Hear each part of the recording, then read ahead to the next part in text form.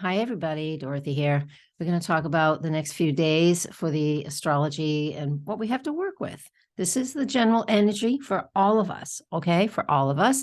You won't hear me talking about house placements or ascendant midheaven. Basically, what does this mean for you and me? Let's share the screen. You can see the chart I'm looking at, and that way you don't have to stare at my face because you don't need to. I wanted to talk about, to begin with, here on Monday, early in the morning. And if you look at the top left-hand corner, you're going to see the date and the time for my latitude and longitude. Adjust for your own time zone. I am in Eastern time zone. The reason I bring up this chart from Monday morning, it's at 6:30 a.m., is this is Mercury at 8 degrees of Capricorn. It's moving forward beautifully. It is going to retrograde in the sign of Capricorn at the end of the year and for a few weeks into January. On January 18th, it stops and it goes direct again. It stops at 8 degrees of Capricorn. So this is one of those sensitive spots that you might recognize and you might notice. So I'm just telling you, this does not mean you have to say, oh, geez, shadow phase, all of this and create a big deal out of it. We don't have to do that.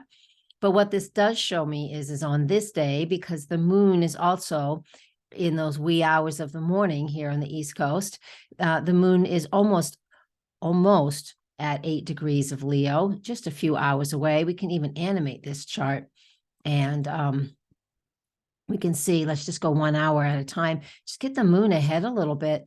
And that just tells us that I believe that if you, on Monday morning, here we are Eastern time, here's 8:30 in the morning when it makes its exact connection. So between 6:30 and let's just give it a little room. So between 6:30 and 10:30 a.m. as the moon is making a hard aspect to that Mercury energy, I just want you to recognize that if there is something that feels difficult and is a struggle, then, that's okay. That's okay. Just let it be what it is. Take some notes.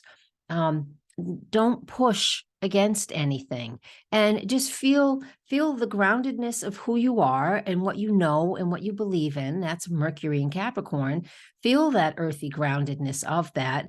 And if something feels like it is difficult just in those morning hours, then fine, just let it be.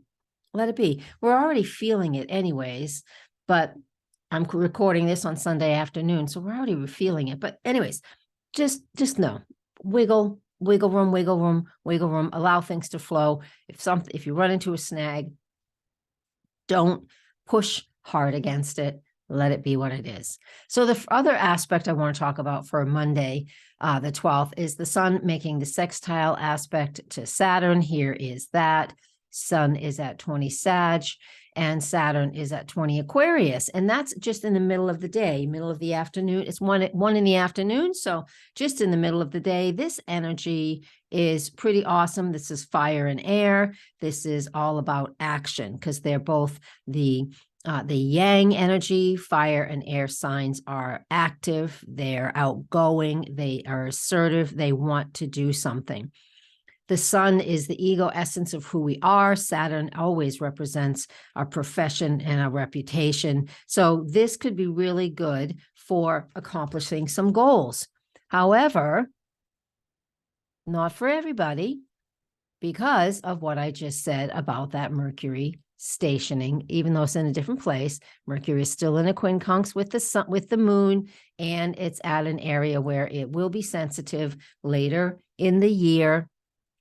But this sun to Saturn is incredibly helpful. It's just, to me, it's very positive. It's wonderful and an easy opportunity for you to set that, you're not necessarily to set goals, but to accomplish something that you're trying to accomplish. And again, if there's something that is difficult, then don't push against that. Give it a few hours. And by the time we do get to this point in the afternoon, when the sun and Saturn are in this exact sextile, the connection between the moon and Mercury is a separating aspect. So that issue and that problem will be alleviating itself. So to recap, Monday, between 6:30 a.m. This is Eastern Standard Time, between 6:30 a.m. and approximately 10:30 a.m. Mercury and the moon are at 8 degrees, making a very difficult quincunx to each other. Don't push against anything that seems to be causing you trouble. By the time we get to noontime, 1 o'clock, Sun-Saturn sextile, move forward, onward with our goals. That is what we can do. We can get things done in the afternoon. Now, I don't have any major aspects going on for the next day, for Tuesday, but let's just go ahead and animate the chart, move this chart ahead to Tuesday, and we're going to just do a noontime chart. It's always easy to do a noontime chart halfway through the day. Everything's halfway where it's going to be in that 24-hour period. Let's take a look. We have the sun. That's a nice aspect that just finished up in the morning. The sun and the moon are in a fire trine with each other. So this tells me with the moon in Leo in a fire sign, Monday and Tuesday, and partially into Wednesday, but not very far into Wednesday. A lot of action, a lot of creative excitement and creative action is happening. And even the moon will be opposite Saturn throughout that day on Tuesday, the 13th. So again, trine to sun opposite Saturn gives us wonderful opportunities to, again, keep that focus on those goals. So yay. I mean, I'm loving that.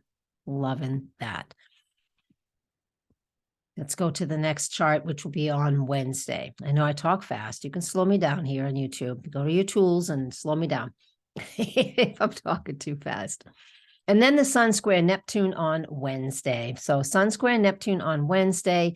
There it is, Sun Neptune. That's been an applying aspect throughout the week too, throughout the few days we've been talking about here. And this one, we can feel a little inadequate with this. So what I recommend, because whenever anything is connecting with Neptune, there's always that Neptune effect, meaning we might feel a little unsure and unfoggy. However, this is the sun. The sun always burns that fog away. But I want you to trust your intuition and trust your instincts. So Sun squaring Neptune on Wednesday, December 14th, just at noontime. You know, right around noon. Let's take a look when that actually happens. Yes, 12:10. That's exactly. They are, oh, I'm such a geek. It says 12:10 right there. I had to look at my ephemeris as well. Yeah, so, you know, you might feel a little unsure, but I like to just like, what should I really be doing? I close my eyes and I just, you know, what do I feel like I should be doing? What do I feel like I should be doing? And that's what we get with that.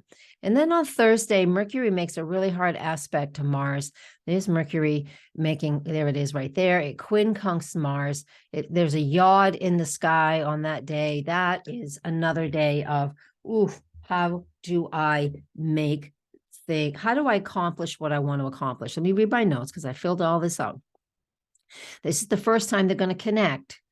And when Mercury's retrograde, if it's connecting during its forward movement, it's going to connect 2 more times. So that's a total of 3. So the first connection, this aspect, Mercury, quincunx, Uranus, is on December 15th. That's the first time.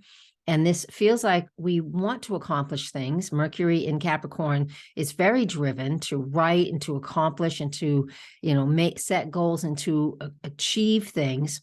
But the hard aspect, Mercury does rule Gemini, and that's where Mars is in. So Mercury has been playing quite a strong role, even when it's not in its own sign, because Mars has been there for quite a while. And so it's asking us to potentially go back over something.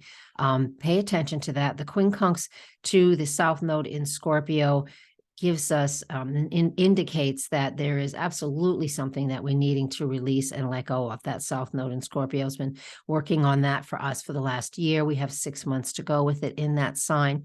So it really is about, you know, really changing and transforming and evolving the things, the old things that we believe, the old ways of doing things.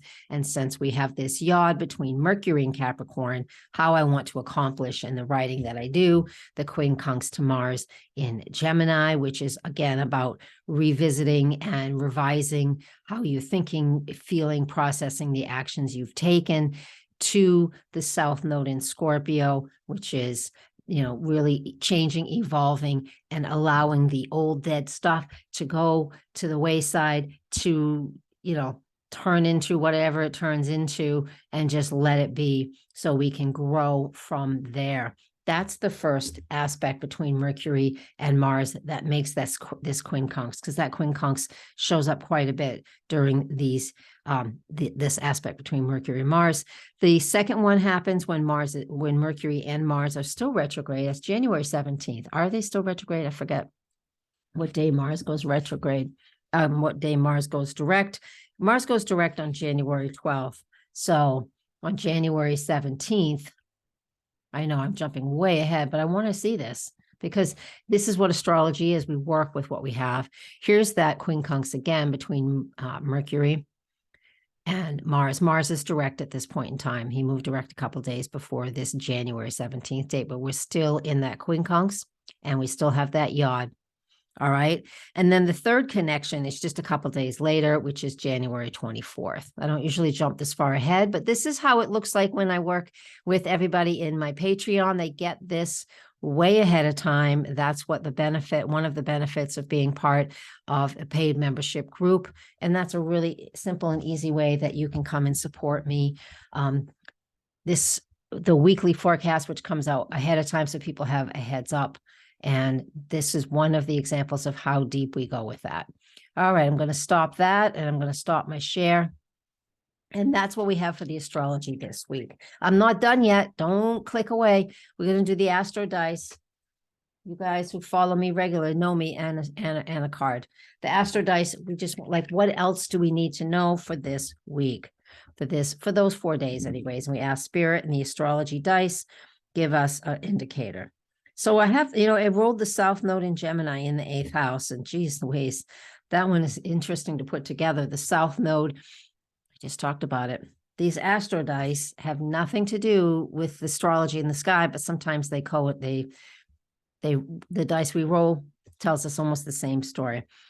The South Node showed up. That's what that one is. South Node is where we've been, what we know, what we're very good at, but we need to release or let go of, move away from. We don't always, but we should. Gemini came up. That's what that symbol is. So that's about what we think, what we thought, it's talking about it's talking about the yod that's in that chart is really what it is.